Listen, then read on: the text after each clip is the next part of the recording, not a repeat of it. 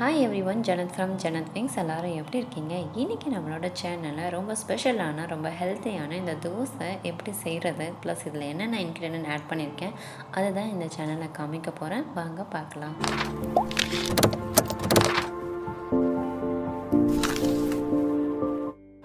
ஒரு பவுலில் peanut add பண்ணிக்கோங்க. ஃபஸ்ட்டு நான் இதெல்லாமே கொஞ்சமாக தான் ஆட் பண்ணுறேன். பிரைட் க்ரூம் ரைஸ் ஆட் பண்ணிக்கோங்க. தண்டுக்கீரை விதைன்னு சொல்லுவாங்க, அமர்நாத் சீட்ஸ்னு. அப்புறம் உளுந்து ஆட் பண்ணிக்கோங்க. எள்ளு கொஞ்சம் ஆட் பண்ணிக்கோங்க. அவள் 2 இது நான் ஆட் பண்ணிக்கிட்டேன். ஸோ இந்த கப் மெஷர்மெண்ட்டில் தான் நான் ஆட் பண்ணுறேன். அப்புறம் ரைஸ் கொஞ்சம் ஆட் பண்ணிக்கிட்டேன். அதுக்கப்புறம் வெந்தயம் கொஞ்சம் ஆட் பண்ணிக்கிட்டேன். ஸோ இதே பார்த்திங்கன்னா ஒரு 6 hours நம்ம வாட்டரில் சோக் பண்ணி வைக்கணும். ஓவர் நைட் நீங்கள் வச்சாலும் சரி, 6 hours வச்சாலும் சரி, மினிமம் 6 hours நீங்கள் வச்சா போதும். நல்லா சோக் ஆகிட்டு வந்துருச்சு. இப்போ இது நல்லா ஊறினதுக்கப்புறம் இது ஒரு மிக்ஸி ஜாரில் பாருங்கள் நல்லா கிரைண்ட் பண்ணி நான் கொண்டு வந்துட்டேன்.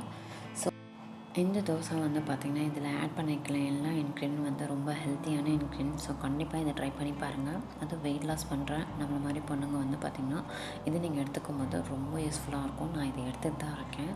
ஸோ டெம்ப்டே ஆகவே ஆகாது. வயிறு நமக்கு பார்த்திங்கன்னா அடுத்த சாப்பாடுக்கு நமக்கு பசிக்காது, அந்த உணர்வே இருக்காது. ரொம்ப ஹெல்த்தியாக இருக்கும். ஸோ கண்டிப்பாக இதை ட்ரை பண்ணி பாருங்கள். இந்த தோசை ரொம்ப ஸ்பெஷல்னு சொல்லலாம். நீங்கள் டின்னருக்கு எடுத்துக்கலாம், பிரேக்ஃபாஸ்ட்டுக்கு எடுத்துக்கலாம். இன்றைக்கி நான் கொடுத்துருக்க ரெசிபி உங்களுக்கு ரொம்ப பிடிச்சிருக்குன்னு நினைக்கிறேன். ஜனத் விங்ஸ் சேனலுக்கு சப்ஸ்கிரைப் பண்ணுங்கள், லைக் பண்ணுங்கள். தேங்க்யூ.